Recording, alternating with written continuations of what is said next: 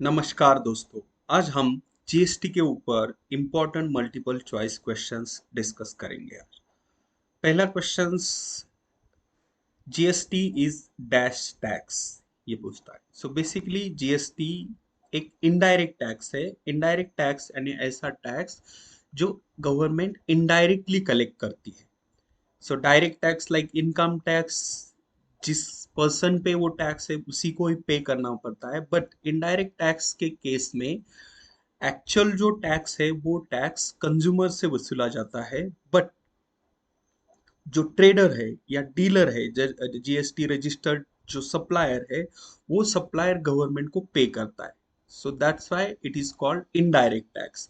So basically GST एक indirect tax है। सो यहाँ पे ऑप्शन बी इसका सही जवाब है। नेक्स्ट क्वेश्चंस पूछता है कि which of the following tax or taxes are merge under GST. So GST में कौन कौन से टैक्स मर्ज हुए हैं? यहाँ पे ऑप्शन है central excise duty, service tax, VAT and all of the above. So दोस्तों देखिए, जीएसटी में central excise duty, service tax और वैट, ये सारे टैक्स मर्ज हुए हैं। सो यहाँ पे ऑप्शन डी इसका सही जवाब है, ऑल ऑफ द अबव।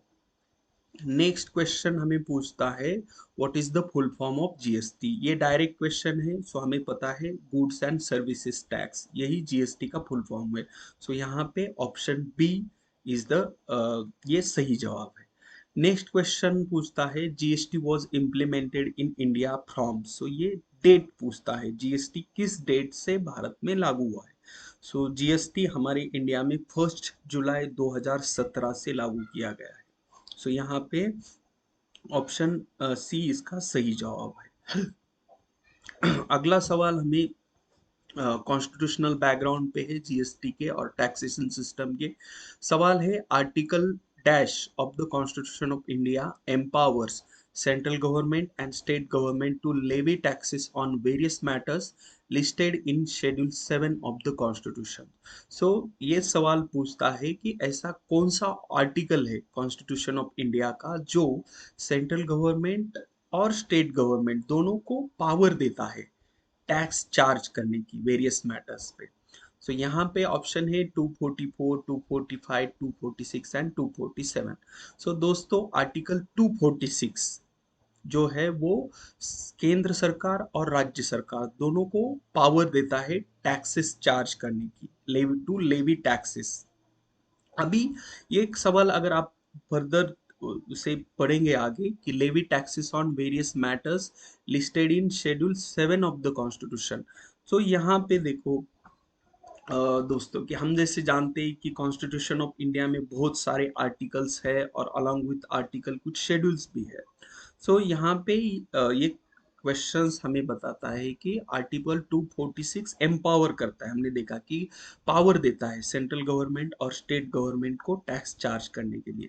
और किस मैटर पे चार टैक्स लगाएंगे, तो जो मैटर्स या जो सब्जेक्ट्स, जो विषय शेड्यूल 7 जो है कॉन्स्टिट्यूशन ऑफ इंडिया वहां पे मेंशन है उस पे टैक्स लगाने की पावर देता है। ओके। तो ये जो शेड्यूल नंबर 7 है इसके बारे में हम अगले आने वाले क्वेश्चंस में डिस्कस करने वाले हैं। सो आर्टिकल 246 पावर देता है सेंट्रल गवर्नमेंट और स्टेट गवर्नमेंट को। तो यहाँ पे ऑप्शन सी ये सही जवाब है इसका। नेक्स्ट सवाल है शेड्यूल नंबर 7 पे। तो सवाल है the schedule 7 of constitution of India contains dash list. इस 7 शेड्यूल में कितने लिस्ट है? तो ये जो शेड्यूल नंबर 7 है इसमें दोस्तों 3 लिस्ट है। एक है यूनियन लिस्ट, दूसरी state list and third concurrent list. Union list में जो सब्जेक्ट्स है उस पे केंद्र सरकार लॉज बना सकती है। स्टेट लिस्ट में जो मैटर्स है उस पे स्टेट गवर्नमेंट लॉज बना सकती है। और कॉन्करेंट लिस्ट है उसमें जो भी मैटर्स है उस पे दोनों केंद्र सरकार और राज्य सरकार लॉज बना सकती है। सो ये जो छठा क्वेश्चन है the schedule 7 of constitution of India contains dash list, तो 3 लिस्ट। सो यहाँ पे ऑप्शन बी ये इसका सही जवाब है। नेक्स्ट क्वेश्चन हमें पूछता है the constitution amendment act 2016 was dash amendment to the constitution. So दोस्तों देखो, क्या हमें पता है जीएसटी इंप्लीमेंट करने के लिए कॉन्स्टिट्यूशन अमेंडमेंट हुआ था, और वो अमेंडमेंट था कॉन्स्टिट्यूशन अमेंडमेंट 101, 101 नंबर की अमेंडमेंट थी। हमें पता है कि कॉन्स्टिट्यूशन जो मूल हमारा संविधान है वो लागू होने के बाद उसमें बहुत सारे चेंजेस हुए, बहुत सारे अमेंडमेंट्स हुए। तो उसमें जो जीएसटी रिलेटेड जो कॉन्स्टिट्यूशन अमेंडमेंट था उसका नंबर था 101st अमेंडमेंट था। तो यहाँ पे ऑप्शन डी इसका आंसर है। बट ये हम ये हमें सवाल आता है कि ये कॉन्स्टिट्यूशन अमेंडमेंट क्यों करना पड़ा, what was the need of this amendment. तो फ्रेंड्स, जैसे कि हमने देखा कि आर्टिकल 246 है जो हमारे संविधान का आर्टिकल 246 है, इट एम्पावर्स, ये पावर देता है केंद्र सरकार और राज्य सरकारों को टैक्स लगाने की। और आगे कहा गया है कि matters listed in the seven schedule, जो सेवन शेड्यूल में जो विषय है उस पे टैक्स लगाने की। तो क्या था कि जो शेड्यूल नंबर 7 है उसमें तीन लिस्ट है। पहली तो है यूनियन लिस्ट, जिसपे केंद्र सरकार लॉज बना सकती है, दूसरी है स्टेट लिस्ट जिसपे राज्य सरकार, और तीसरी कॉन्करेंट लिस्ट। तो ये पॉइंट्स ये था कि जीएसटी जो था, इसमें जीएसटी में बहुत सारे इनडायरेक्ट टैक्स मर्ज हो रहे थे। कुछ टैक्सेस केंद्र सरकार पहले कलेक्ट करती थी और कुछ राज्य सरकार की, लाइक सर्विस टैक्स है, एक्साइज ड्यूटी पहले केंद्र सरकार कलेक्ट करती थी, और जैसे वैट है या सेल्स टैक्स हम जिसे कहते हैं वो राज्य सरकार कलेक्ट करती थी। तो जीएसटी में क्या हो रही थी, ये सारे टैक्स मर्ज हो रहे थे। तो जो पावर्स है, पावर टू कलेक्ट टैक्स, उस रिलेटेड अमेंडमेंट करना था कि जो स्टेट यूनियन लिस्ट में जो सब्जेक्ट थे जिस पे टैक्स लगाने का अधिकार केवल केंद्र सरकार को था, तो उस अधिकारों में बदलाव करना था, वो अधिकार राज्यों को भी देने थे। और जो सेल्स टैक्स है, लाइक वैट, तो वैट कलेक्ट करने का अधिकार राज्य सरकार को था, तो वो अधिकार केंद्र सरकार को देने का था। तो वो यहाँ पे मूलतः जो अधिकार केंद्र के पास है टैक्स लगाने के, वो कुछ अधिकार राज्यों को देने थे, और जो कुछ अधिकार जो राज्यों के पास थे टैक्स लगाने के कुछ विषयों पे, वो अधिकार केंद्र सरकार को देने थे। तो ये अधिकार जो है उसमें चेंजेस होने वाले थे, इसीलिए कॉन्स्टिट्यूशन अमेंडमेंट करने की जरूरत पड़ी थी। और ये जो अमेंडमेंट था जीएसटी रिलेटेड, ये था 101वां अमेंडमेंट हुआ था। ओके। तो यहाँ पे सवाल 7 का जो जवाब है ऑप्शन डी। ओके, ये इसका सही जवाब है, 101st अमेंडमेंट। नेक्स्ट क्वेश्चन हमें पूछता है कि as a result of constitution amendment act 2016 article dash was inserted in the constitution of India. कि ये 2016 का कॉन्स्टिट्यूशनल अमेंडमेंट हुआ, उसके बाद एक नया आर्टिकल इंसर्ट किया गया कॉन्स्टिट्यूशन ऑफ इंडिया में। ओके। तो उसके ऑप्शंस है 244A, 244B, 246A, 246B। तो हमने देखो दोस्तों कि इससे पहले जो सवाल था कि आर्टिकल डैश, तो आर्टिकल 246 क्या करता है, केंद्र सरकार और राज्य सरकार को पावर देता है टैक्स लगाने की। ओके। तो जो नया आर्टिकल आया तो उसी रिलेटेड था, 246 जो आर्टिकल था उसको ही एक्सटेंशन करके आर्टिकल 246 ए इंसर्ट किया गया है कॉन्स्टिट्यूशन ऑफ इंडिया में। तो यहाँ पे ऑप्शन सी इसका सही जवाब है। ठीक है। चलिए नेक्स्ट सवाल देखते हैं, और नेक्स्ट सवाल है revenue collected through GST system is distributed between centre and state as per the recommendation of dash. तो जो भी जीएसटी थ्रू रेवेन्यू आएगा वो रेवेन्यू डिस्ट्रीब्यूट कैसे होगा। तो इसके लिए जीएसटी एक्ट है उसमें ही प्रावधान है कि जीएसटी का जो भी रेवेन्यू है वो डिस्ट्रीब्यूट करने के लिए जीएसटी काउंसिल बनाया जाएगा।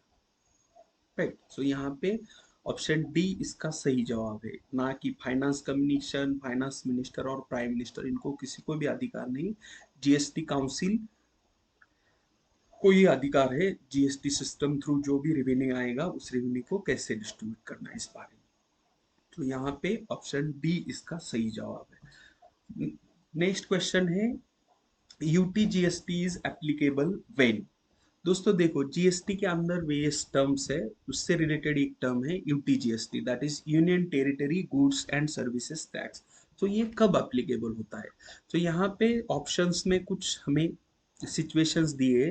पहला ऑप्शंस कहता है कि goods are sold from one union territory to another union territory. अगर हम गुड्स एक यूनियन टेरिटरी से दूसरे यूनियन टेरिटरी में बेचते हैं तो वहां पे आईजीएसटी लगता है, इंटीग्रेटेड जीएसटी, यूटीजीएसटी नहीं लगता बेसिकली। दूसरा ऑप्शन है goods are sold from one state to another state. हाँ, जब एक व्यापारी एक राज्य से दूसरे राज्य में माल बेचता है तब उस सिचुएशन में भी आईजीएसटी लगता है, ना कि यूटीजीएसटी। ऑप्शन सी है तीसरा option, goods are sold within union territory. हाँ, तो union UTGST that is union territory GST ये एप्लीकेबल होगा जब goods within union territory बेचे जाएंगे। तो यहाँ पे ऑप्शन सी इसका राइट आंसर है। ठीक है, चलिए अगला सवाल देखते हैं। अगला सवाल कहता है GST is a dash tax system. So दोस्तों देखो, GST is basically multi point tax system है, प्रोग्रेसिव रिग्रेसिव नहीं। प्रोग्रेसिव मतलब जिसका ज्यादा इनकम है उसको ज्यादा टैक्स, तो ये इनकम टैक्स के लिए एप्लीकेबल टर्म है कि इनकम टैक्स के रेट जो है इंडिया में ये प्रोग्रेसिव होते हैं। Okay, GST is a multi point tax है, सिंगल पॉइंट नहीं। Multi point it is value added tax basically. एक व्यापारी ने माल खरीदा, उसमें कुछ वैल्यू एडिशन की, फिर बेचा, तो उस समय भी जीएसटी लगेगा। ओके, एक गुड्स पे या एक प्रोडक्ट पे जितने बार वैल्यू एडिशन होगा, जितना उसमें कुछ वैल्यू ऐड होगी, उतने जो वैल्यू ऐड हुआ है उस पे जीएसटी लगता है। तो ये मल्टी पॉइंट टैक्स है, तो यहाँ पे ऑप्शन डी इसका सही जवाब है। नेक्स्ट क्वेश्चन कहता है when a GST registered trader in Maharashtra sells goods to customer in Gujarat the tax collected is. हाँ, इस संबंध में पहले भी एक क्वेश्चन आया था, तो ये क्वेश्चन ढंग से पढ़ो। पहले क्वेश्चन कहता है कि एक जीएसटी रजिस्टर्ड ट्रेडर है जो महाराष्ट्र में है और वो अ, गुजरात के किसी कस्टमर को माल बेचता है, तो उस समय कौन सा टैक्स लगेगा? तो हमें पता है कि जीएसटी के अंदर ये सारे टर्म्स है, यस जीएसटी है, सीजीएसटी है, आईजीएसटी है और यूटीजीएसटी है। तो एस जीएसटी इसका फुल फॉर्म है state goods and services tax. दूसरा है सीजीएसटी, इसका फुल फॉर्म होता है central goods and services tax. IGST होता है integrated goods and services tax और यूटीजीएसटी होता है union territory goods and services tax. Okay, तो ये टर्म थोड़ा अच्छे से समझते हैं दोस्तों। देखो, एसजीएसटी और सीजीएसटी, एसजीएसटी जब माल एक स्टेट से, मतलब एक ही स्टेट में बेचा जाएगा तो ये जीएसटी लगता है। और सीजीएसटी है केंद्र सरकार को। आप अगर कोई भी बिल देखेंगे, होटल का बिल देखेंगे या कोई भी एक जीएसटी इनवॉइस देखेंगे, तो आपको पता चलेगा कि उसमें जो भी हमसे जीएसटी कलेक्ट किया गया है उस व्यापारी द्वारा, उस जीएसटी का हमें बाइफर्केशन मिलता है कि ये जीएसटी इतना प्रतिशत गया और सीजीएसटी इतना प्रतिशत गया। किसी भी बिल पे होता है।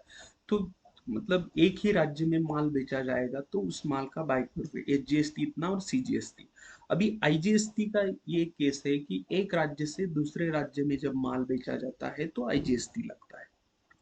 ओके, तो ये इंटीग्रेटेड जीएसटी है, ये जीएसटी केंद्र सरकार कलेक्ट करती है और उसके बाद इसका डिस्ट्रीब्यूशन होता है। तो ये जो सवाल है कि when GST registered trader in Maharashtra sells goods to customer in Gujarat the tax collected is, तो ये आईजीएसटी है। जब भी माल एक राज्य से दूसरे राज्य में बेचा जाएगा तो आईजीएसटी लगेगा। यूटीजीएसटी हमने पहले सवाल में देखा कि जब भी यूनियन टेरिटरी, केंद्र शासित प्रदेश में जब माल बेचा जाता है तो यूटीजीएसटी लगता है। और इसमें केंद्र शासित प्रदेश की जहाँ पे असेंबली नहीं है, ऐसे केंद्र शासित पर, अब अगर हम दिल्ली का केस लेंगे तो दिल्ली में अलग से लेजिस्लेटिव असेंबली है, वहाँ मुख्यमंत्री है, तो वो यूनियन टेरिटरी इसमें नहीं आएगी। ऐसी यूनियन टेरिटरीज जहाँ पे उनका लेजिस्लेटिव असेंबली नहीं है, लाइक अंडमान निकोबार है के, दादरा नागर हवेली, तो ऐसे यूनियन टेरिटरीज में जो टैक्स कलेक्ट होगा वो यूटीजीएसटी कहलाता है। तो ये जो 12वां सवाल है उसका आंसर है अभी सवाल पे आओ कि when GST registered trader in Maharashtra sells goods to customer in Gujarat, तो जो टैक्स लगेगा वो होगा आईजीएसटी। तो यहाँ पे ऑप्शन सी इसका सही जवाब। अगला सवाल हमें पूछता है कि which of the following tax is not merge in GST. GST में कौन सा टैक्स मर्ज नहीं हुआ है इसमें से? एक्साइज ड्यूटी हमने देखा मर्ज हुआ है, कस्टम्स ड्यूटी पता नहीं, सर्विस टैक्स हमें पता है मर्ज हुआ है, वैट मर्ज हुआ है। तो बेसिकली यही ऑप्शन आ जाता है, कस्टम्स ड्यूटी ये मर्ज नहीं हुए। तो यहाँ पे ऑप्शन बी इसका सही जवाब।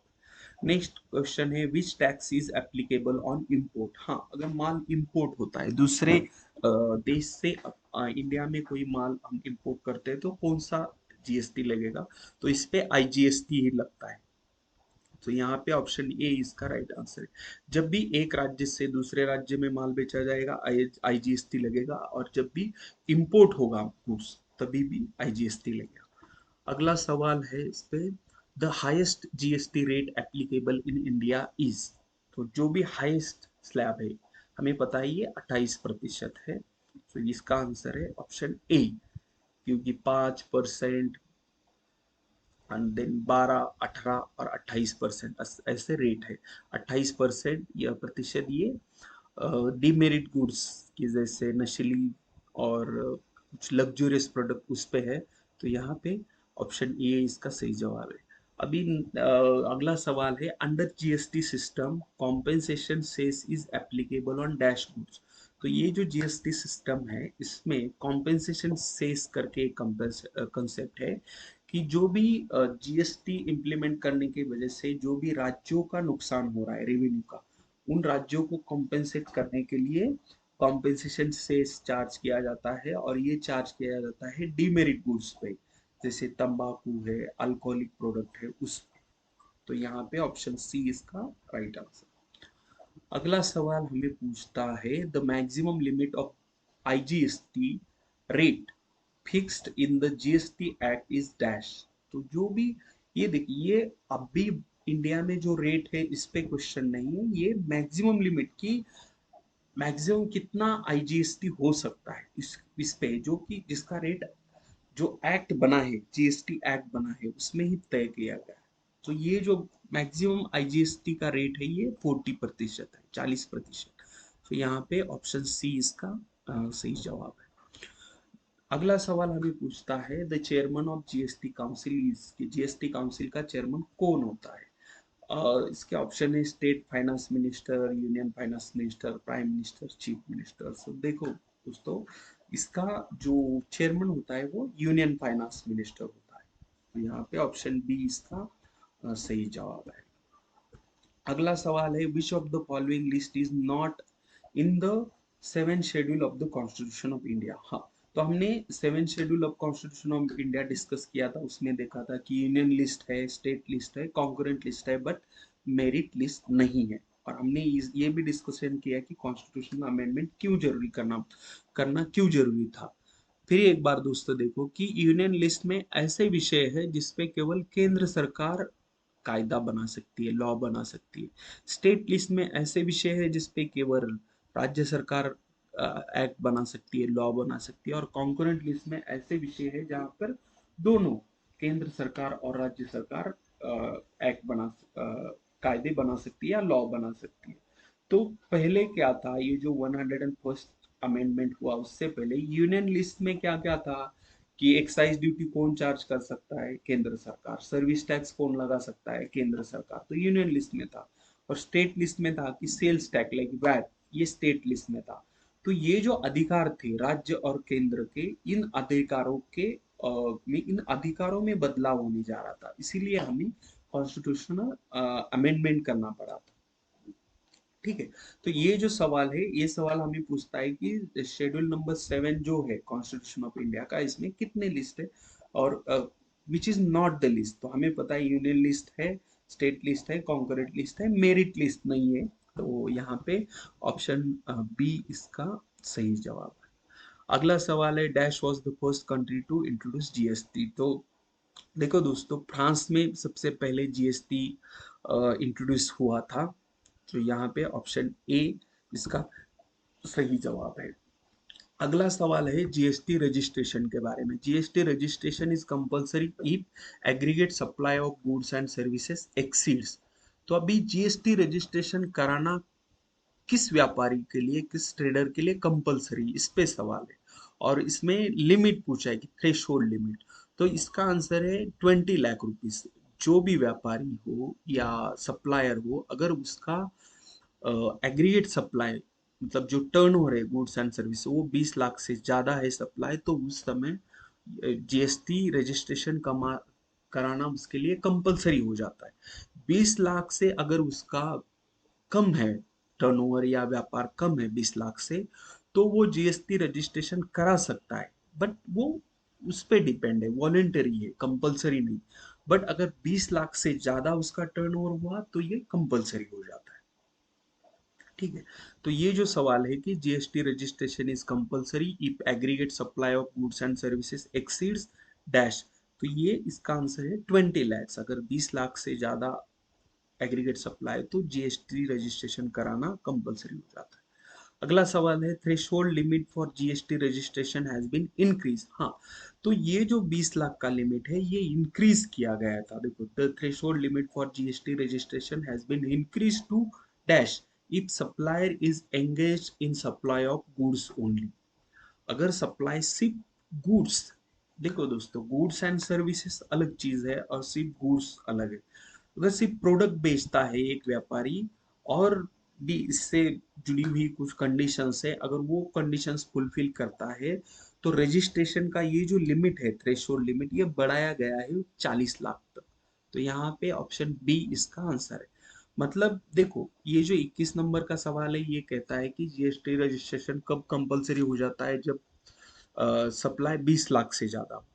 बट ये 22 नंबर का क्वेश्चन कहता है कि अगर गुड्स का सप्लाई, ये गुड्स एंड सर्विसेज से, देखो 21 नंबर में, और 22 नंबर क्वेश्चन कहता है कि दो सिर्फ गुड्स का सप्लाई करता है एक सप्लायर, और वो कुछ कंडीशन फुलफिल करता है कि एक ही राज्य में माल बेचता है, तो उसके लिए जीएसटी रजिस्ट्रेशन कराने का जो लिमिट है ये 40 लाख तक गया है। तो यहाँ पे ऑप्शन बी इसका राइट आंसर है।